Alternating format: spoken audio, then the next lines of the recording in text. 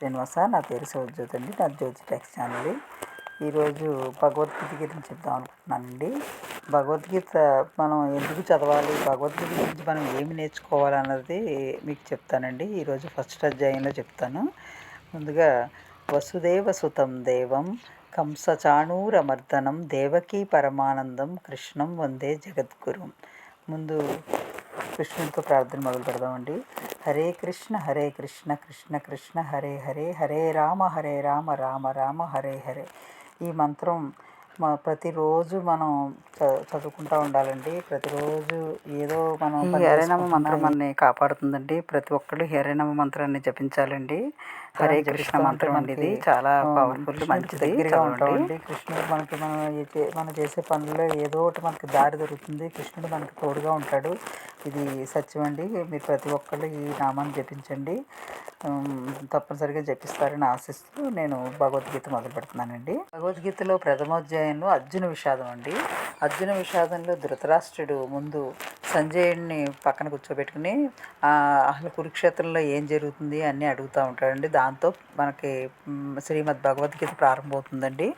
ధర్మక్షేత్రే కురుక్షేత్రే సమవైతాయుత్సవ మామకాహ పాండవైశ్చైవ కిమకుర్వత సంజయ.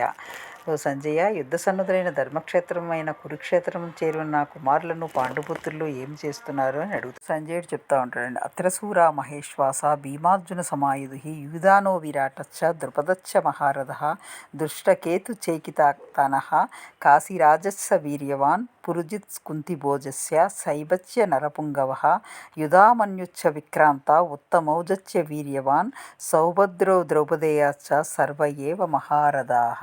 బాగా గొప్ప యోధులు కలరు. వారిలో సాత్వకి, విరాటుడు, మహారథి అయిన ద్రుపద మహారాజు, దృష్టకేతువు, చేకితానుడు, వీరుడైన కాశీరాజు పురజిత్తు, కుంతిభోజుడు, నరశ్రేష్ఠుడైన శైబ్యుడు, పరాక్రమవంతుడైన యుధామన్యుడు, వీరుడైన ఉత్తమౌజుడు, సుభద్రాపుత్రుడైన అభిమన్యుడు, ద్రౌపది యొక్క 5 పుత్రులు కలరు. వీరందరూ మహారథులు, శౌర్యమున భీమార్జున సమానులని చెప్తా ఉంటాడు. అప్పుడు ధృతరాష్ట్రుడు సంజయుడిని మన వైపు ఎవరున్నారని అడుగుతాడండి. ఓ బ్రాహ్మణోత్తమ, మన పక్షం ఉన్న ప్రధాన వేదులు కూడా చెప్పుమని అడుగుతాడు. అడిగితే భవాన్ భీష్మచ్చ కర్ణచ్చ కృపచ్చ సమితింజయ అశ్వత్థామ వికర్ణచ్చ సౌమదత్తిస్తదైవచ. భీష్ముడు, కర్ణుడు, సంగ్రామ విజయుడు కృపాచార్యుడు, అశ్వత్థామ, వికర్ణుడు, సోమదత్తుని కుమారైన భూరిశ్రవుడు, ఇలా అందరూ ఉన్నారని చెప్తా ఉంటాడు. పక్కన కూడా మహారాజులు ఉన్నారు ధృతరాష్ట్ర మహారాజా అని చెప్తాడు సంజయుడు. చెప్పాక అప్పుడు శంఖాలు అందరూ పూరిస్తూ ఉంటారు. అందరు శంఖాలు పూరిస్తూ ఉంటారు. అందులో అనంత విజయము రాజా కుంతిపుత్రో యుధిష్ఠర నకుల సహజేవచ సుఘోషమణి పుష్పకౌ జన్యం హృషికేశో దేవదత్తం ధనంజయ ప్రౌండం దద్మో మహాశంఖం భీమకర్మ వృకోదర. పాంచజన్యమును అర్జునుడు దేవదత్త శంఖమును పూరించారు. అరివీర భయంకులైన భీముడు ప్రౌండము అను శంఖమును పూరించాడు. కుంతిపుత్రుడైన యుధిష్ఠరుడు అనంత విజయమును శంఖం పూరించాడు. నకుల సహదేవులు సుఘోష మణిపుష్పములను శంఖను పూరించాడు. తన పక్కన కూడా కురువృద్ధుడైన ప్రతాపశాలి భీష్మమైతామహుడు కూడా ఉచ్చస్వరంతో సింహనాదం వచ్చి తన శంఖమును కూడా పూరించును. మనవాళ్ళు కూడా అలా శంఖాలు పూరించుకున్నారు అని చెప్తూ ఉంటాడండి. పూరించుకున్నాక అర్జునుడు అంటాడనమాట, సేవయోరు భయోర్ మధ్యే రథం స్థాపయమేచ్యుత.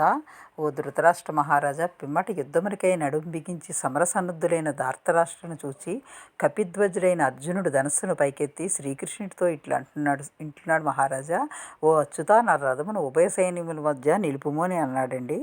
కృష్ణ పరమాత్మ ఉభయ సైన్యుల దగ్గర తీసుకెళ్లి రథము నిలుపుతాడండి. అప్పుడు అర్జునుడు అక్కడ నుంచుని అందరినీ పరిశీలించి చూస్తూ ఉంటాడు. ఉభయ సైన్యుల్లో గల సేనలను, తండ్రులను, పినతండ్రులను, తాత ముత్తాతలను, గురువులను, మేనమామలను, సోదరులను, పుత్రులను, పౌత్రులను, మిత్రులను చూచి హృదయం ద్రవించి అర్జునుడు నేను వీళ్ళందరితో యుద్ధం చేయాలా నా బంధువులతోడని బాధపడుతూ ఉంటున్నాడని సంజయుడు ధృతరాష్ట్రుడితో చెప్తా ఉంటాడు. ఇప్పుడు గాంధీవం స్రసంతే హస్తాత్ త్వచ్చైవ పరిదహ్యతే నచ శక్నోమ్యవస్థాతుం భ్రమతీవ చ మే మనః.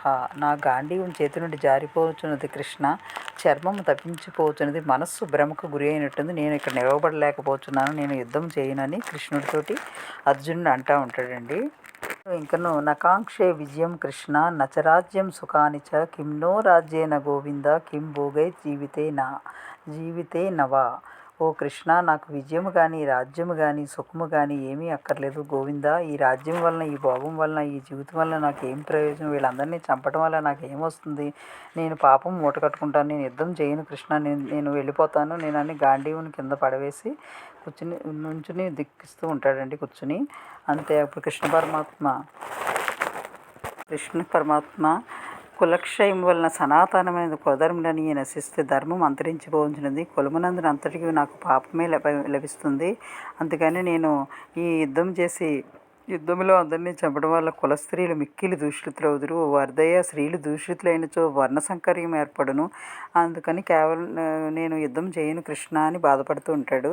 సంజయుడు చెప్తూ ఉంటాడు ధృతరాష్ట్రుడికి, ఏవముక్తార్జున సంఖ్యే రథోపస్థ ఉపావిశత్ విసృజ్య ససరం చాపం శోక సంవిఘ్న మానసః. అర్జునుడు ఈ విధంగా పలికి శోక సంవిఘ్న మానవుడై యుద్ధభూమి యందు ధనుర్బాణం త్వజించి రథము వెనక భాగంలో చతికిలబడిను మహారాజా అని చెప్తూ ఉంటాడు. ఇక్కడతో ఫస్ట్ అధ్యాయం పూర్తవుతుందండి.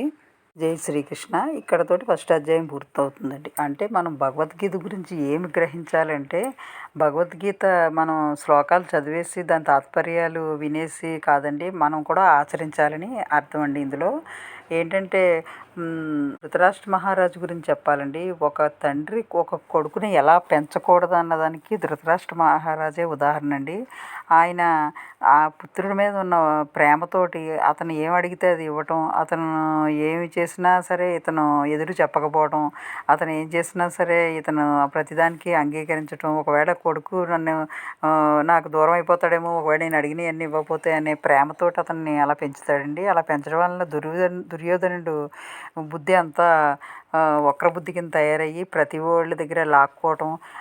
ఎవరైనా ఇప్పుడు ఉన్నారనుకోండి, పిల్లలు ఉన్నారనుకోండి, ఒక వస్తువు వాళ్ళ దగ్గర ఉంటే పర్వాలేదు, లేకపోతే పక్కోడి వస్తువు కూడా లాక్కోవాలని చూస్తారు కొంతమంది.